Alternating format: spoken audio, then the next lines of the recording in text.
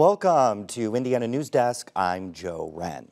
About 1.5 million Hoosiers get their power through REMCs. These electric cooperatives were created in the 1930s with assistance from the federal government to bring more affordable electricity to rural areas. Now, every ratepayer is a cooperative owner with a voice about REMC policies. In rural west central Indiana, the message is loud. These co-ops that started as a good thing have gotten out of control. Rates are too high and the company needs to find ways to cut costs and be more efficient. Sarah Whitmire reports. Jimmy Shields owns the hardware store in Linton. He has for years. Prior to him, it was his dad's business. If you want to know what's going on in town, this would be a good place to start. As you say, the coffee shop talk. The buzz for the last year or so has been all about what people are paying for their electricity. People complaining about it, customers coming in.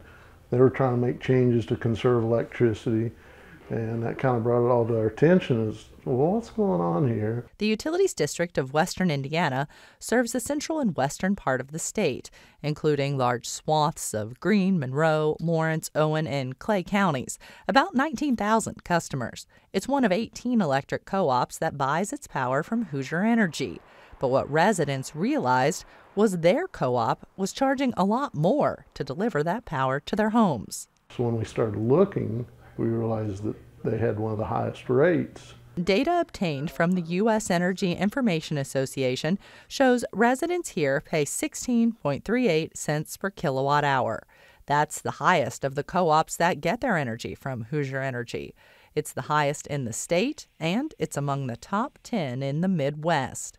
It means the average UDWI customer might see a monthly bill for $160.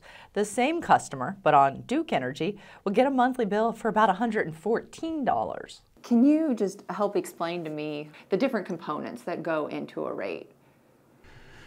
Well, you have your energy costs, you have your fixed costs, you have transmission costs, you have tracker cost, you have basically time of day cost because it is quite a bit higher certain times of the day. Brian Sparks is the CEO of the co-op. He's held that position for about a decade, but he's been with UDWI for 33 years. He works with the board of directors to set the rate. That's different than municipal or public utilities that have to get state approval before upping their rates. Electric co-ops aren't held accountable by the Indiana Utility Regulatory Commission. The idea is they're held accountable by the members.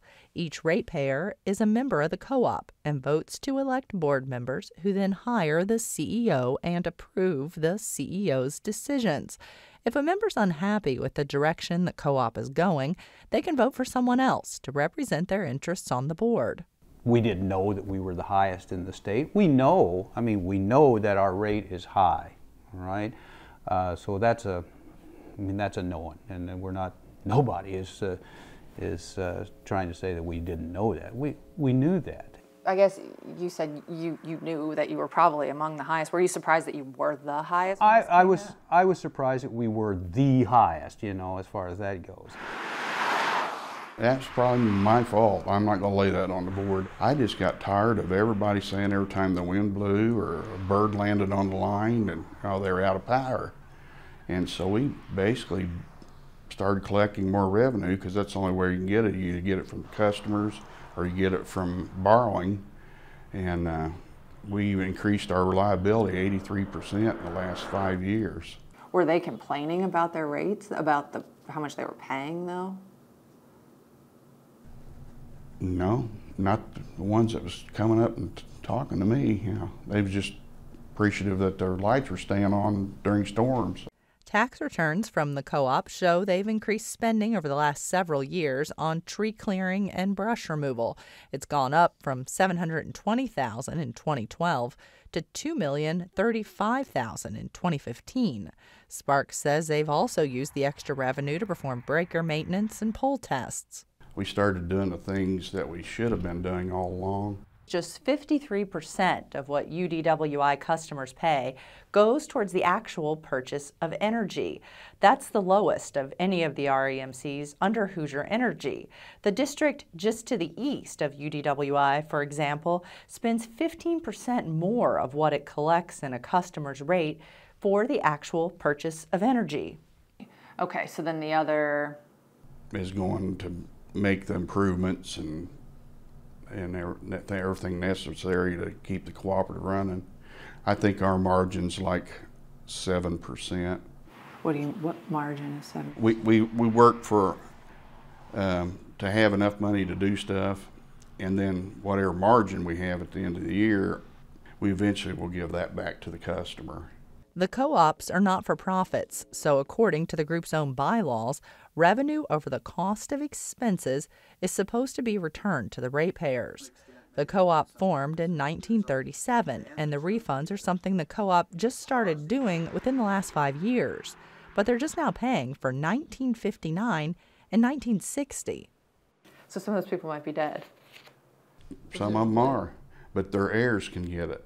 The group's 2015 tax returns show that out of over $49 million in revenues for the year, it's allocated $5.6 million of excess earnings for return to its members.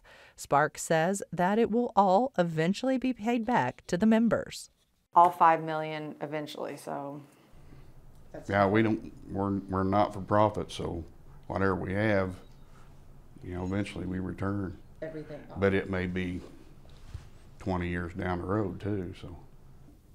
The numbers, when you get them in front of you, tell you that you should be cutting costs. Todd Carpenter and his wife sold their Bloomington home last year and moved to Salisbury.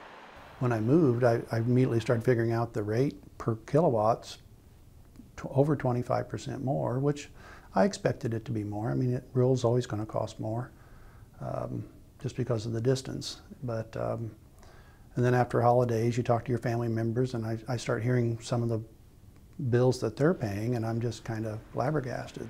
Carpenter owns an accounting firm, so naturally he started doing research and running different numbers. And when I've looked at the few records that I have, it's my opinion that we could save money. So Carpenter gathered the 50 signatures he needed, and he's challenging board president Jim Weimer in the upcoming election. It's one of only a couple times in Weimer's 27 years on the board that he's had a challenger. Carpenter says one of the first things he'll do if he wins election is to increase transparency, open up the books, show people where the money's going, and find ways to curb spending. He says he'd start with his own board member compensation. Tax returns show the UDWI board is among the highest paid under Hoosier Energy.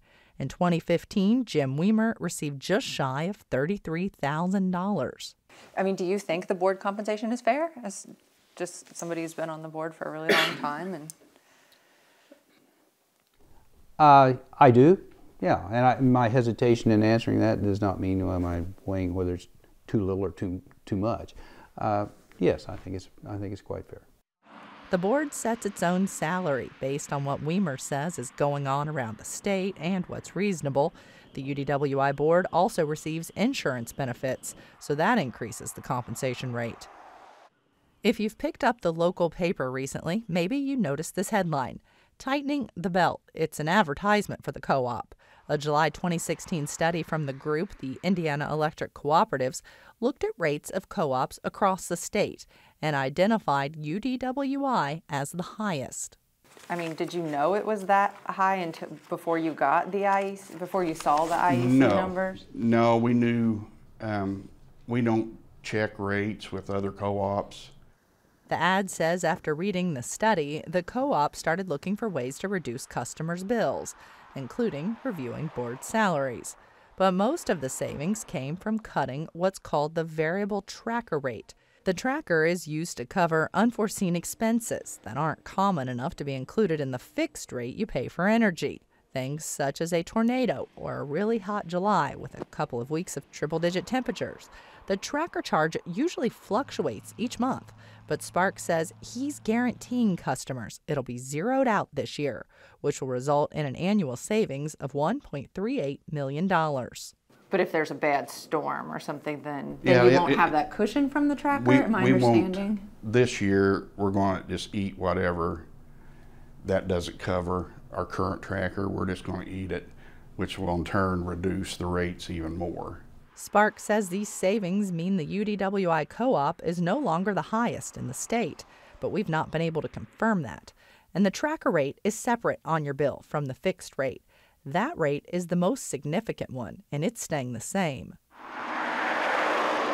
A billboard almost across the highway from the UDWI office in Bloomfield asks ratepayers to vote next month and vote for change.